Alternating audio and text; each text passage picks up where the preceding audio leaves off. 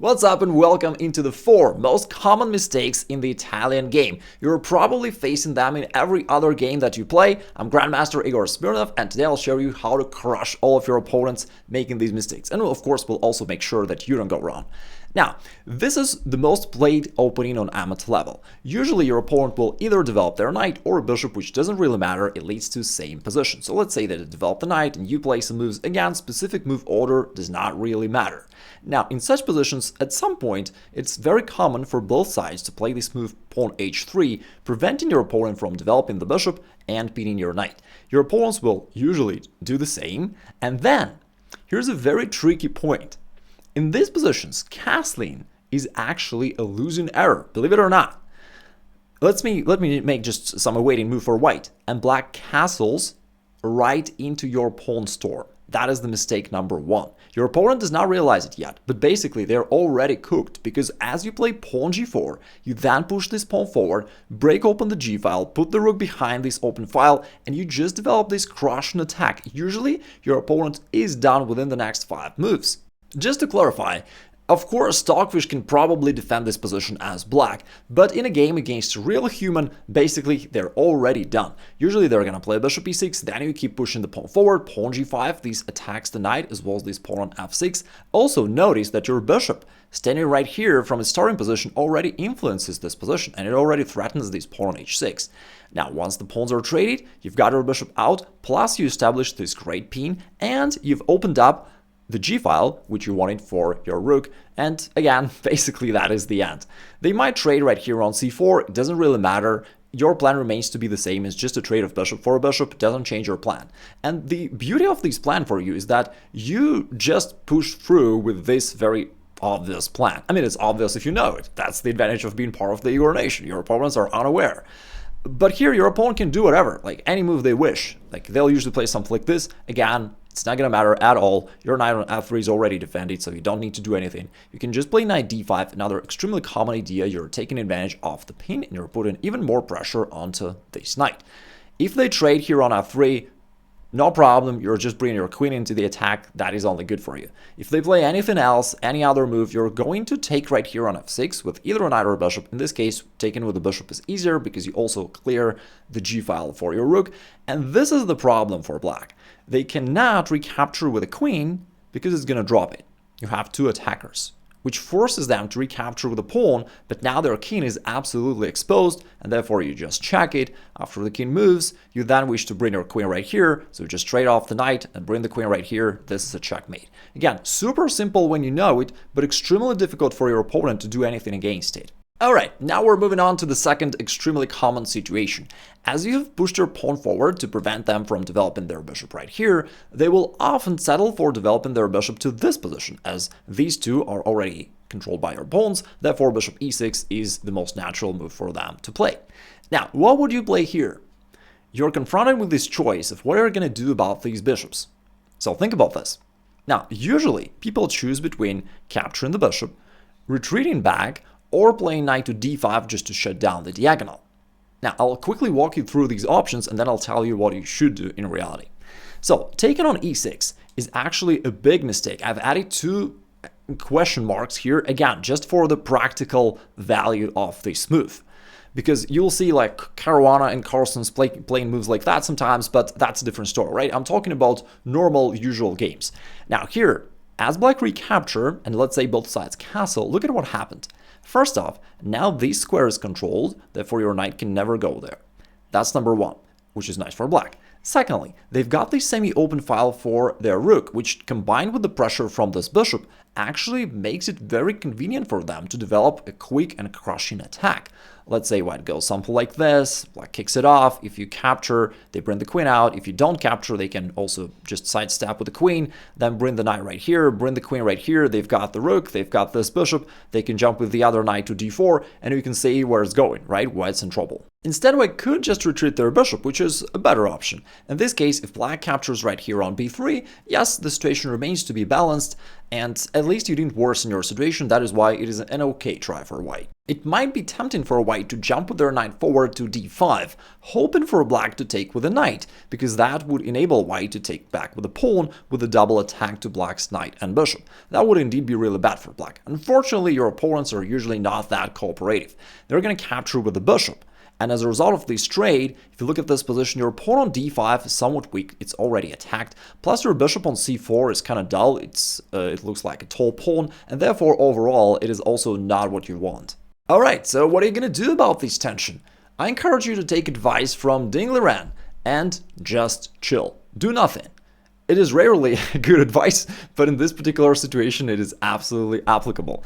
Now, in this case, you can just ignore it. Simply castle. The thing is, your bishop is already defended, and therefore there is no need for you to do anything. In fact, if they take on c4, it's actually pretty good for you, because now your pawn moves forward, now you have a strong grip on the center, they can't ever push the pawn forward to d5 anymore in this game, you'll always capture it. You've got this excellent square for your knight in the future, you've got potentially this file for your rook. It's a semi-open, but anyway, your rook can be a little bit active there. Therefore, your situation is absolutely nice, and it got just a little bit better because your opponent wasted this time just to improve your pawn structure in reality. Now, this brings us to the common mistake number 3. Castling into a pin. And once again, I gave 2 question marks here just for the practical value of this move. Because here, as you put your bishop to g5 establishing this pin, in reality, your opponents have no idea what to do next, and you just develop this crushing attack while your opponents get stuck. So, first off, what do you do if they just play any trivial moves? Well, we'll talk about h6 in a moment, but for now, if they play any moves, such as knight to d4. As we know, this move is not going to change anything. Your knight on f3 is already defended. Therefore, it would be just a trade of a knight for a knight. You don't have to worry about this. You can keep pursuing your plan and taking advantage of this pin. You can add one more attacker with the knight to d5. Now, this knight is attacked twice. What can they do? Again, if they ever take on f3, no problem, you just recapture, bringing your queen out, that's only good for you. If they play any other move, such as pawn to c6 or anything else, you take on f6 and they're still confronted with the same issue. They cannot recapture with the queen, as they would just lose the queen. Therefore, they have to split up their pawns and weaken their king. Now your bishop sneaks into h6, hitting the rook. If you want to save the rook, they're going to move it, and then you wish to clear this path for your queen. Therefore, you trade off knights, bring the queen out with a check. King needs to move, and that is a nice and quick checkmate. And I know some of you might be thinking, Igor, it's all made up. No one will play like that. All of my opponents will just play h6 and g5 and kick this bishop away, and Stockfish says it's equal. None of that is going to work. It's all complete trash. Now, we'll get it covered. First of all, I'm aware that Stockfish capable of defending basically any kind of positions, but your opponents aren't Stockfish, right? And unless they're homies of Kramnik, they're not going to find all these moves. They're going to be playing most commonly played moves that we're talking about, and they'll be on a highway to Blunderville, such as here. The mistake I'm sharing with you is called castling into a pin. So the issue they've got is they have castled, and therefore now playing g5 weakens their king, and usually you can just sack your knight right here in order to open up their king completely and to keep the spin alive. Moreover, right now there is absolutely nothing they can do to counter this spin, and after any move of black, knight d4, king g7, whatever it is that they play, you just go knight d5, again the standard way to make use of this spin, and they're done. There's nothing they can do. If the knight moves, you grab their queen. If not, you grab this knight yourself, and you either win a ton of material or you checkmate their king, or both. And the fourth most common mistake is what I called the delayed fried liver. In this position, it's actually extremely common for white to play knight to g5. I think it was played by millions of players trying to hit this pawn on f7. And you can see how nuanced a chess game can be. Because if I reverted back to the classical fried liver, right, without including moves d3 and bishop c5, like in this position, knight g5 is perfectly playable. This is in fact probably the main line. However, if the moves d3 and bishop c5 are included, now knight g5 is a delayed fried liver. It's a spoiled fried liver. You know, the fried liver is only good when it's fresh. When it's spoiled, it's not good anymore. Now, what's the difference? As you don't have your bishop on f8, you can simply castle, and therefore you develop this pawn very comfortably without wasting any time or doing anything special. Moreover, if white continues and trades right here on f7, at first this may seem like an equal exchange. we're trading 6 pawns worth of material for 6 pawns of material.